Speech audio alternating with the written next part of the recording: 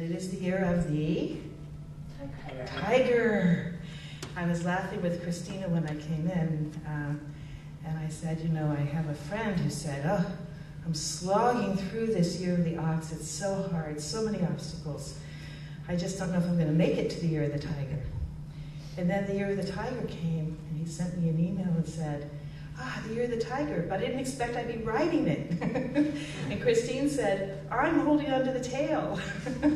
So it's an opportunity for a new year, one that's supposed to give you the option of taking bold actions, taking risk, moving beyond the obstacles of the year of the ox, and achieving those things that are most dear to your heart and your passion.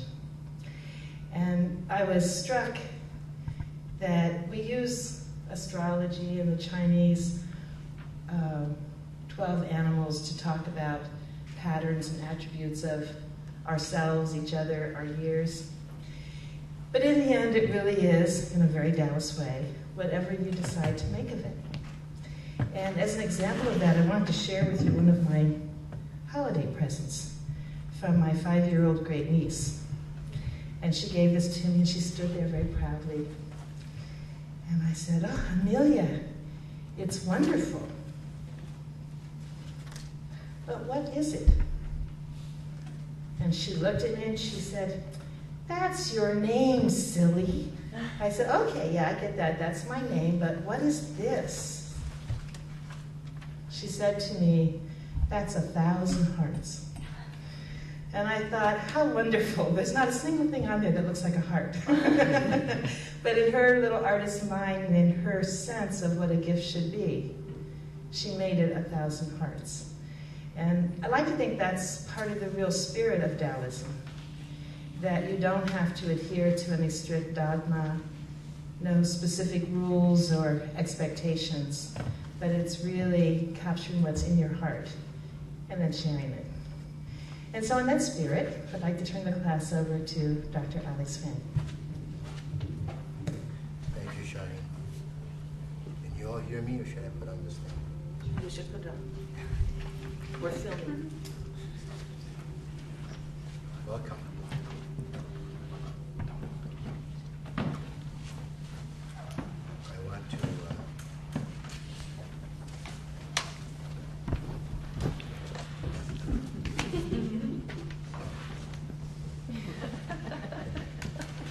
hello, hello, hello, hello, hello, hello, hello, hello. Yes, that's good. Good. Wonderful. I want to say hello to Babe and Tony from New York. My daughter Babe and her husband Tony. You just stand up. This may be the first time they came to a class, actually. Yeah. And I also want to say hello to my old friend Eric. Eric Lee. I went to high school with him. We go way back, and we used to practice martial art together. And he's a very famous movie star in the martial art world, and I'm very glad to see him. And he's always been, throughout the years, we not only shared the martial art world, but also shared philosophy and friends. So he's been asking about Taoism, so I said, well, just come on by and see what happens. So he's here today.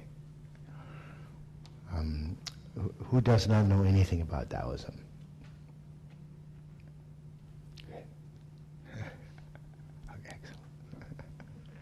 Okay, Dao, 非常道. First chapter of Dao De Jing says the Dao that can be talked about or described, or that you has already been walked on, is not your path. The path that's been walked on is somebody else's path. They just make a reference for you. This is how it's carved out. It's for you to figure out what your own path is. The operative word for Dao is the self that moves beyond differences, yin and yang. And that's the character Tao. The self that moves. Two schools of thought. First school of thought is harmony. The other school of thought is, forget harmony. Let's transcend even harmony. Let's go beyond. Let's see what's beyond. So that's a school of transcendence. You choose whatever you like, whatever makes you happy. Recently, I was asked by Stanford University to give a talk to some students. And the subject matter was about work and leisure from a Taoist perspective. How do Taoists see work? How do Taoists see leisure? And how do you live those concepts? So I said, wow, what a wonderful talk. So I started asking people all around the neighborhood, what do you think? What is your idea of work? And what is your idea of leisure? What's your idea of work? And what's your idea of leisure?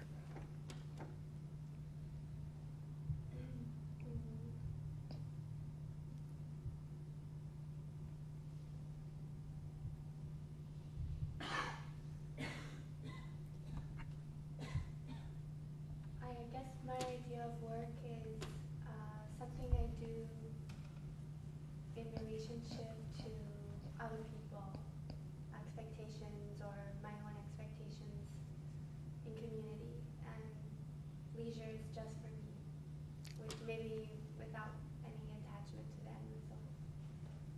I like it. Anything? Anybody else? What is work and leisure? These days, work is something I don't enjoy doing. Something I do enjoy doing. There's no leisure in work. Huh? Anything else? What is, John, what's work? Try to think of it as doing my part and making a wage and contributing to society as a whole. I like it. How about you? Work and leisure. Something I try to make the same. Try to make the same. That would be a Taoist approach. I've asked around, and a lot of people say work is necessity. It's necessary. It's like making money. So you can live, you can eat. And so it's like fundamental. But leisure is just as important.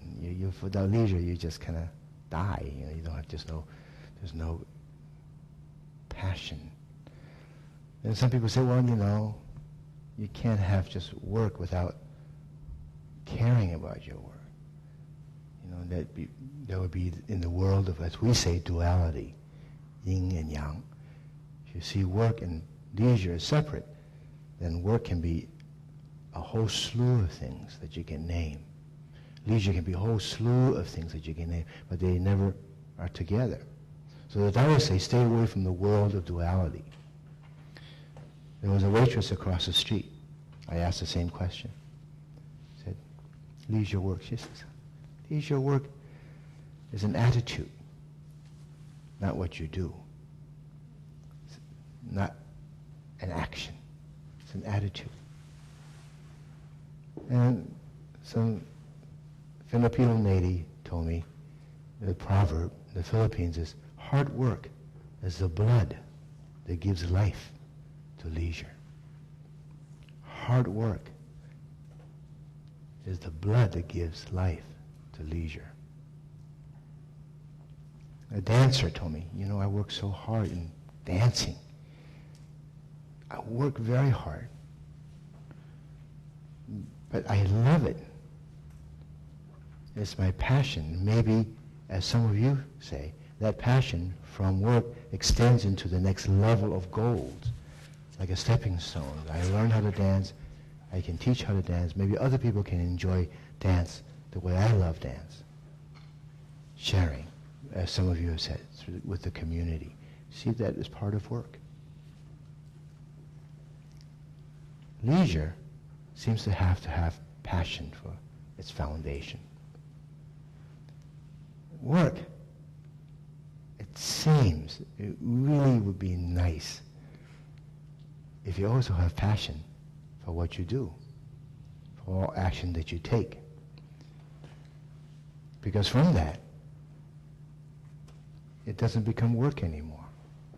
It becomes something you enjoy. So I like the Taoist approach of saying they're together. Work and leisure are not separate, at least from a Taoist perspective. So somebody in the audience says, all that sounds really nice, but the current economy It's hard not to get to get at work and lose my job. It would be stressful. How do you deal with that? You know, it's easy to say reinvent yourself. That's very hard if a sort of external environment is putting pressure on you to be able to do that. Well, what do you say then?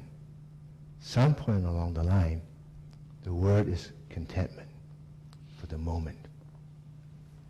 If you don't have that feeling of contentment, no matter your job is hard or easy, no matter your life is difficult or tumultuous, if you don't have the inner contentment, it becomes very difficult. It's almost like you have no choice. Or, as some people would say, you can choose contentment. Or you can choose misery when you're surrounded by difficult influences or environment. You can choose peacefulness and easiness inside. A recognition of this shall pass. I am fine. And not get caught by how miserable the society is, how miserable I am, and there is no hope. So in a way you have a choice, in a way you don't have a choice. Why would you want to live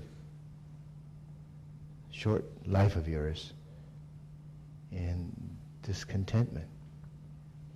I had a patient who came, who was very sad because her sister's ill, her friend all of a sudden died, just pulmonary embolism, just passed away, and the person had some problems with the partner, with their partner. And it was so sad, so sad, so sad. What it reminded her was of how quickly things go, how impermanent things are. So she's there crying, all sad, and I said, well, you know, what happened if you go out of this place in 5 minutes, you know you're going to die? How would you want to live the next 5 minutes? Sure. It doesn't mean you don't have these feelings or don't process these feelings of grief, of anger, of whatever. All those feelings are legitimate. You have to go through those in order to go to the other side. But don't be stuck. Don't be stuck. Don't be stuck. Dao. Dao ke dao, fei chang dao. We say in the Taoist culture, come on in. Yeah. That consciousness is like the greatest, the most like precious, ultimate gift that you have as a human being. That's what we call Tai Chi. Then we say the Tai Chi is only a recognition of the state of all potential. Wu Chi. Wu Chi is great emptiness where everything resides as potential. Silent, not actualized. And then you have aha. And that aha takes you to this place right here. Differences. The growth and expansion of differences. So we say, yes, recognize these differences, but these are just temporary illusion, temporary fog, rainbow, all the pretty stuff, clouds, trees, people, all the pretty stuff, that space, all the pretty stuff that occurs in front of you. They're like clouds in the sky. They come and they go. So don't get stuck with this. Go beyond this yin and yang and recognize that space within you that is beyond differences. Beyond differences. I was teaching a class at Contra Costa College today, and I have a little figure made of crystal, and I usually put in front where I'm sitting. And one of the students says, "What is that? What is that?" So I said, "Well, what is it to you?" He looked at it and looks like Confucius. Okay. I Say it to somebody else. What is it to you? I see wisdom in this. I see a sage. I see clarity. I see just a carving, someone says. So all of that came out about recognition of something. So the person asked me, what do you see? What do you see? And the answer is, I just showed you. I just showed you. This is no different than this. All your consciousness that describes this is what this is to you. It's only a reflection of yourself. So if this is no different than a reflection of yourself, then there are no differences. Why create differences? For the sake of what? Separation? Further separation? It makes no sense. So we say, look beyond and see the whole universe as you, yourself, the self. Recently I had an experience, for lack of a better term, out-of-body experience. And in that moment, everything disappeared. Life was finished. And then all of a sudden I came back, totally conscious of all of this. Another reminder that it can go really quickly without warning. And it can appear just as freely as it wants. So oftentimes when you think you have to have control over your life, it may just be an illusion of this control. Much easier to see what reveals itself to you, what manifests, and live that. Live that in the moment. It's a fun thing to do. We say, the Taoists say, don't live in the world of duality, differences. But you still have to have, action. You gotta do things. So the concept of wu-wei, non-attachment, as somebody said, non-attachment, non-attachment, non-attachment to all actions and thoughts that comes from you. You're not concerned of the consequences or results or benefits from your action. Somebody told me once they were very humble. I said, how could you be humble and say that? It can't be. If you think of yourself as humble, you've already placed yourself different than other people. Differences makes you separate and doesn't make you part of. So we say wu-wei, non-attachment for your thoughts and your action and for consequences. Be comfortable with yourself. Be comfortable with yourself always. Be comfortable with what you say, what you do. So you spill some water on your pants. So you accidentally run into a tree. Be comfortable. Be responsible. Be comfortable with yourself.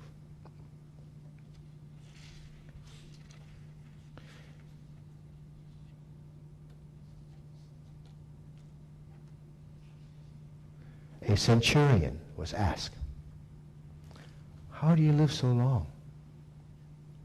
What is your technique for surviving all the stuff in your life? How do you have such a long life, over 100? And he says, 过好今天 means I live well today. Live well today.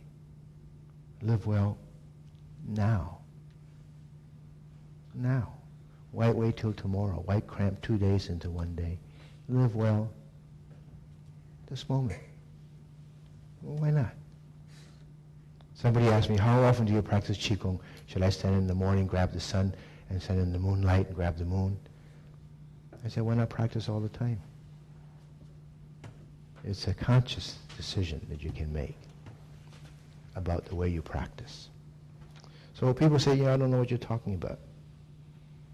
Could you tell us more about how to have longevity? Besides, I'm going to live well right now. I live well right now. I have a good day. I have a good moment right now. What else? The old man thought about it. He says, how about I don't know life and I don't know death. I don't know life, I don't know death.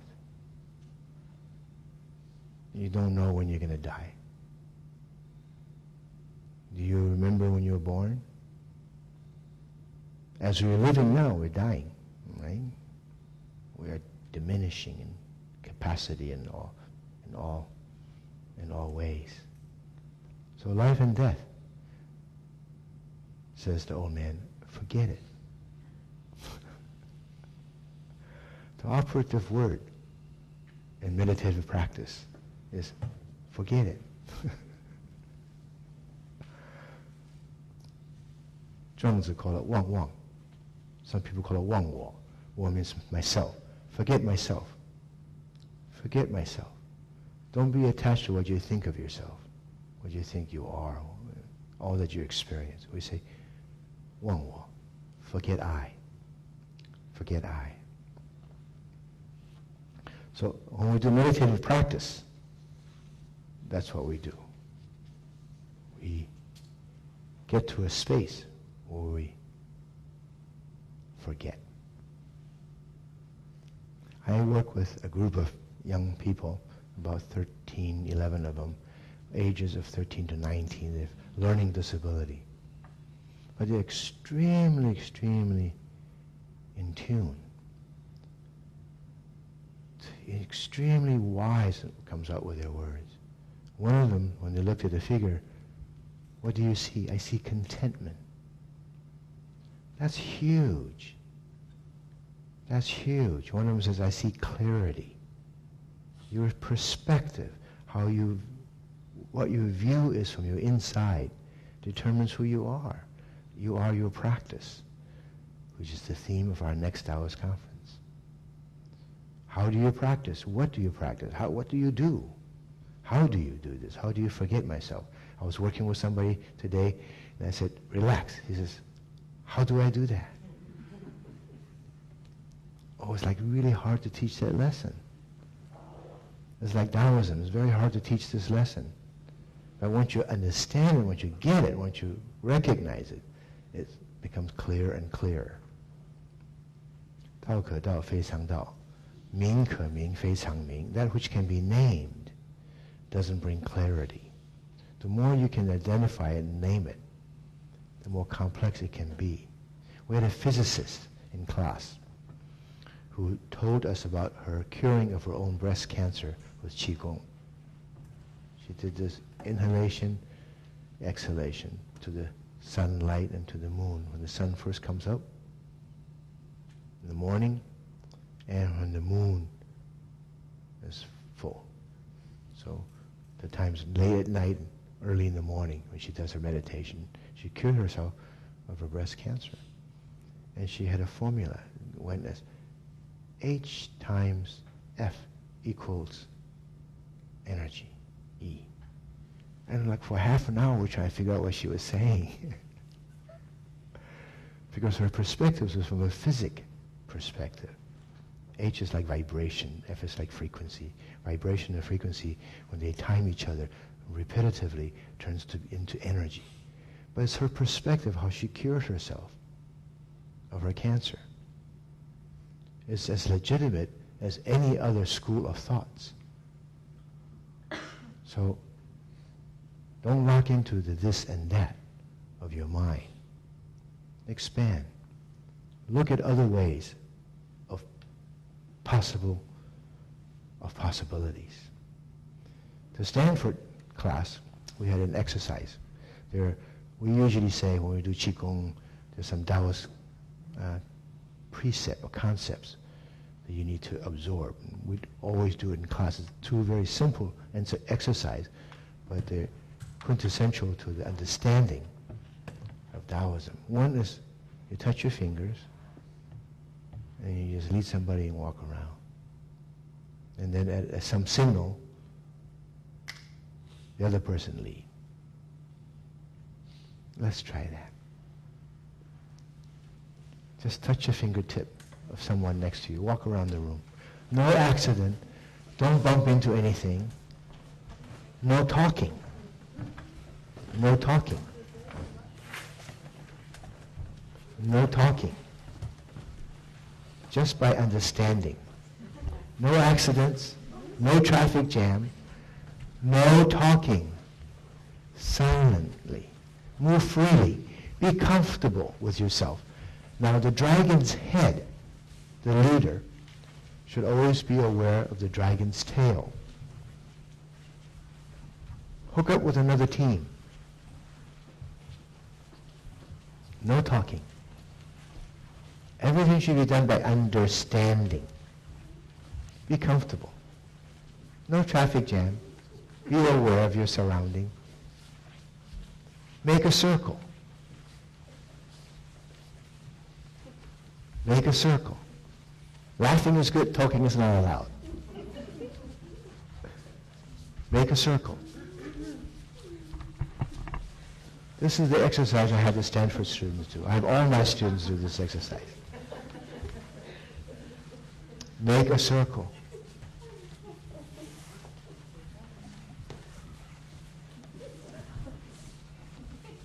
Make a circle. Make a circle.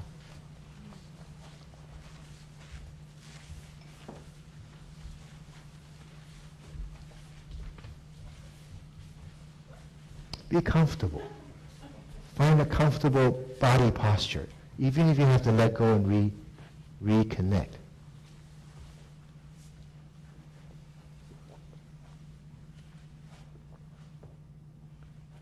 The next instruction was move. Move. Comfortably, safely.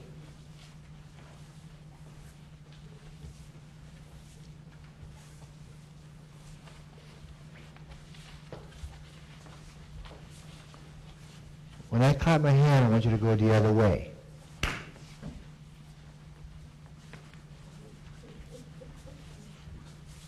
And you can come back to your seat.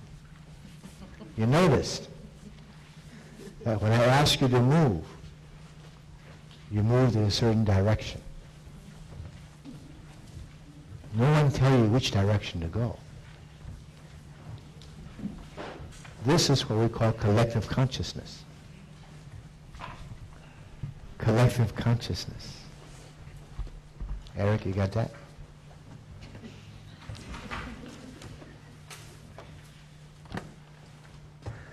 Collective consciousness. Without using instruction words, you come to an agreement and you move a certain way. And when you move in a circle, who is leading? Who is following? No longer there's a follower and lead. There are no difference. It's a very simple exercise, but it teaches you about connectivity, intent, movement, not to mention safety, direction, speed, comfortableness. Were you comfortable? Were you all tangled up? At Stanford, they got tangled up. Couldn't move.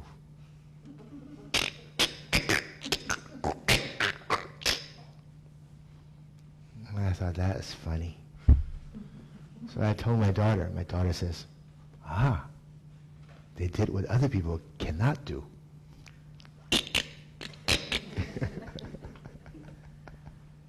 It's a gift. Because most people find ways to be comfortable and keep it moving. But some people gets into a place where you're uncomfortable. When you're uncomfortable, you can't move.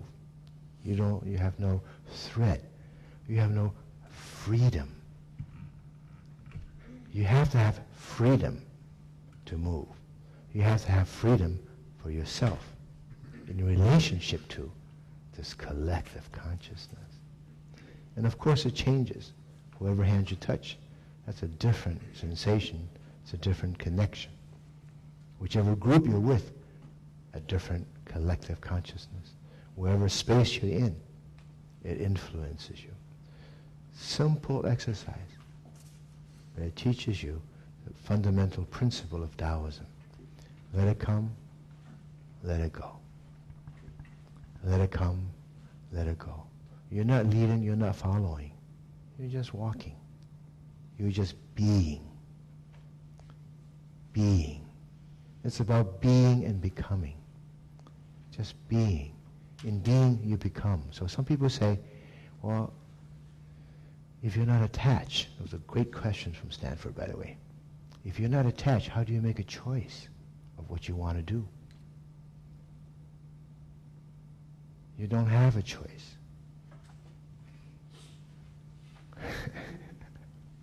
Go to the path where you don't have a choice. Choices makes you confused. My father always said, it's best to hang 1 carrot in front of a donkey rather than 10 carrots. The donkey will go one direction with 1 carrot. With 10 carrots, it just wants to answer the phone and dream about the carrots. So don't chase after so many things. Keep it simple. Be comfortable with yourself. The self is the operative word. Don't forget, the self also includes all of this. Don't forget, the self includes all of this. All of this. Sky beyond sky, planets beyond planets, breath beyond space. It's all you. It's no different than you. So treasure it, have fun with it, enjoy it, love it, honor it, be with it. Be with it. Be yourself with it. The word for nature in Chinese is 自然. Ran means let it be. Ran means the self. The word for natural is also 自然. Let it be yourself. So the whole idea of Taoism is be yourself. Be yourself. And somebody says, you're in trouble if you're yourself. You can get into a lot of trouble. Yes.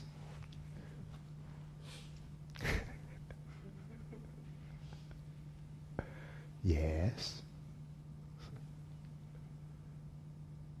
Yes. We said if you don't go to the edge, you don't know what's on the other side. If you don't go to the edge, you don't know what's on the other side. At least take a look what's on the other side. You may or may not take a step. You may want to. You may take a leap to the other side. But at least take a look from the edge. At least observe with a perspective that there are other ways. Find a thread for yourself that's comfortable internally. I gave a lecture at UC years and years ago. I used to take Bao Bei and all my kids, and they would be the volunteer. They'd be like 6 years old. I put needles in them and walk around the whole school. 2,000 students be looking at the needles, sticking their head in their arm. They'd be like, they were my guinea pigs. And they loved it, and I loved it, and the students loved it. It was great teaching. And one student said to me, you know, if you let people be themselves, there will be a lot of violence, chaos. I said, oh. I said, I better be careful who I'm around then. I said, would you be violent? Would you be the angry person if I let you, well, if you let yourself be yourself? She said, no, not me. I said, that's good enough for me. If you can make that choice, that's good enough for me.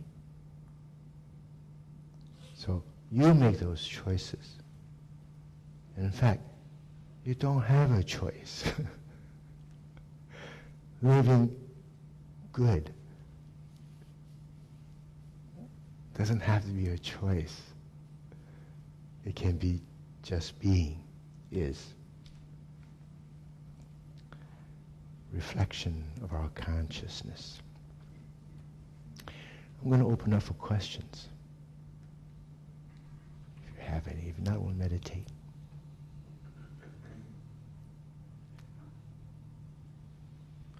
Any answers? Any questions?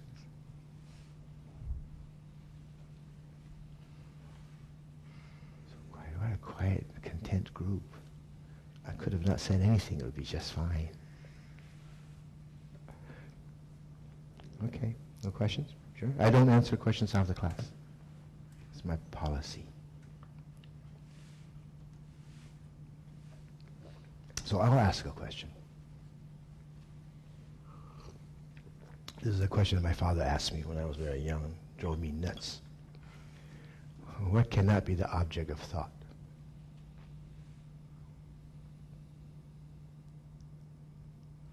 What cannot be the object of thought?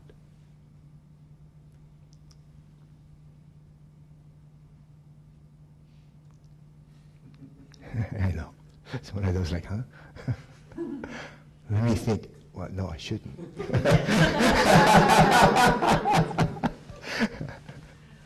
You got it. Is it being?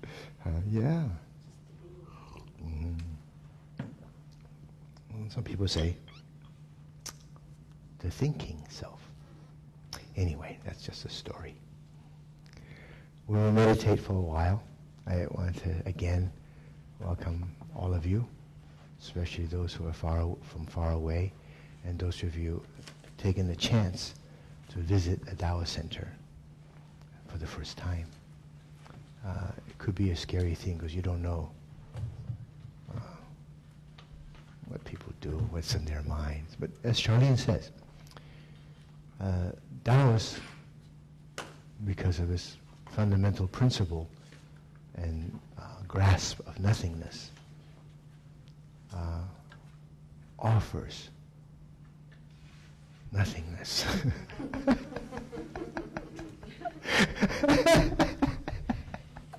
So this is not a thing that you have to do or don't do. It's in your hands. I love that story about in your hands. You know the story? The student comes to the teacher, I have this bug in my hand. Is the bug dead or alive? So it's going to trick the teacher, right? The teacher says, oh, the bug is alive. You squish it. Says, teacher, you're wrong.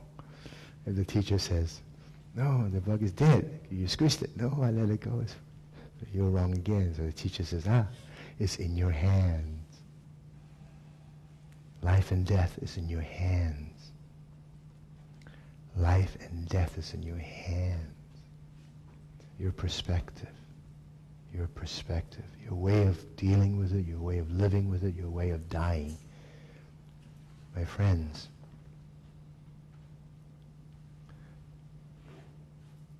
learn the wonderful way to say goodbye. Learn. I love the cookie lady. The cookie lady, for those who don't know, she comes here for the cookie. Charlene makes marvelous cookies. We talk about this each time because she comes each time. We ask her, I said, is it okay if you don't snore in class? Yes, yes, yes. It's very humbling. She certainly didn't come here for the words of wisdom. The guy sitting up here. It's the cookie she's after. It's the essence of love. Those of you who've seen the movie, Like Water, Like Chocolate, you understand. Cookies made of pure love. And she knows that. So she's here for the cookies. Each of you are here for different things. It's in your hands. So the Taoists usually just make, very much like Quakers, I think we just make suggestions. We just say, take a look. You have to decide. You have to decide. And we try to walk the line between good and bad, between this and that. So it takes a little bit of practice to imbibe that. And it takes a little bit of practice to imbibe that I am. Just a little bit. It's not so hard if you just like try it. Take the leap to the other side. And you realize, whoa, you can fly, or jump, or even lie down and sleep. All kinds of things you can do. Let's take a good posture.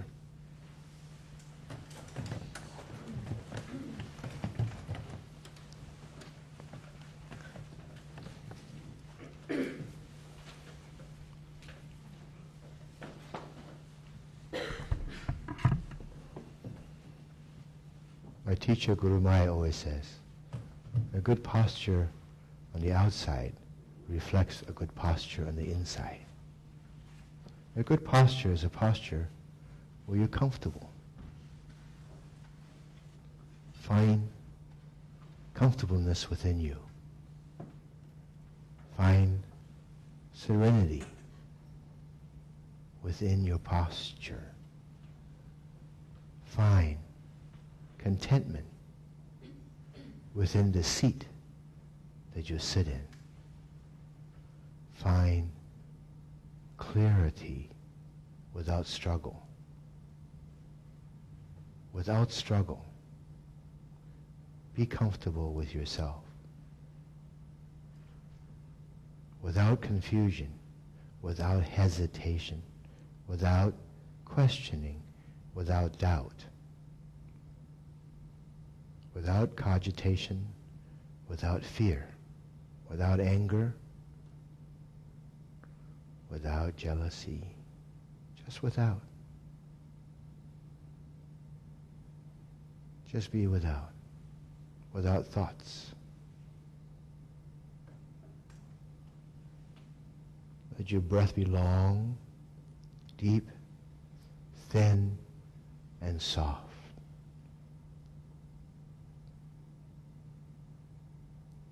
You may hear the sound of a gong. We call it the singing bowl. With the right intention and attitude and love and respect and the right technique, the bowl, the singing bowl, sings to us. It's beautiful harmony.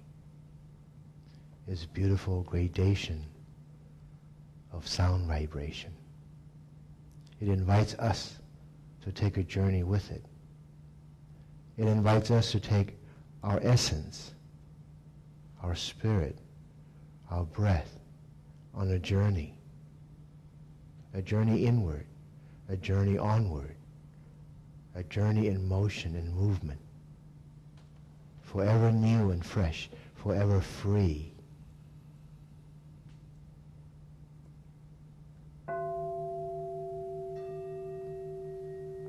Let your breath be long, deep, soft, and thin.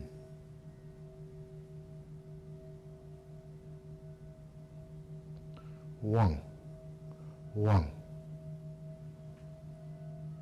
Forget. Practice forgetfulness.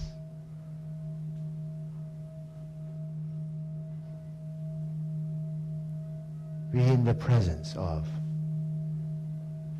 no thoughts.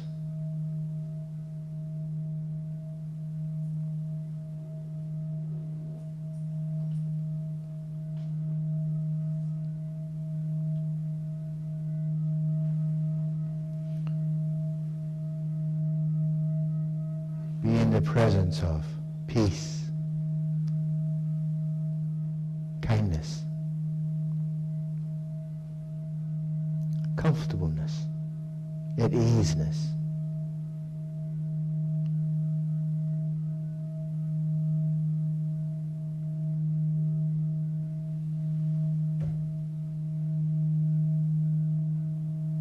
Be in the presence of clarity.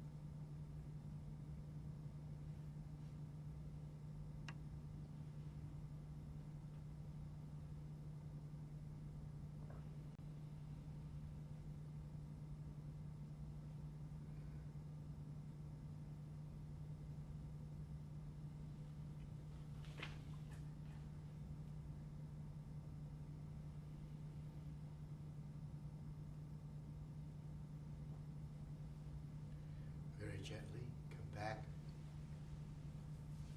to this time and space.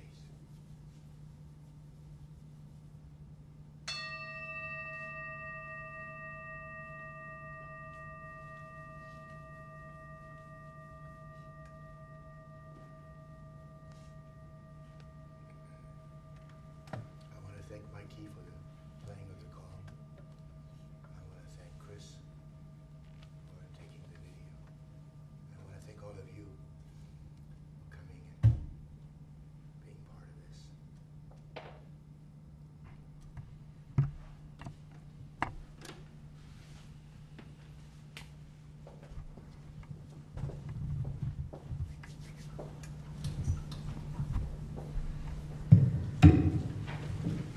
While the lights are still off, I also want to thank Mikey for the special sculpture of the Tao.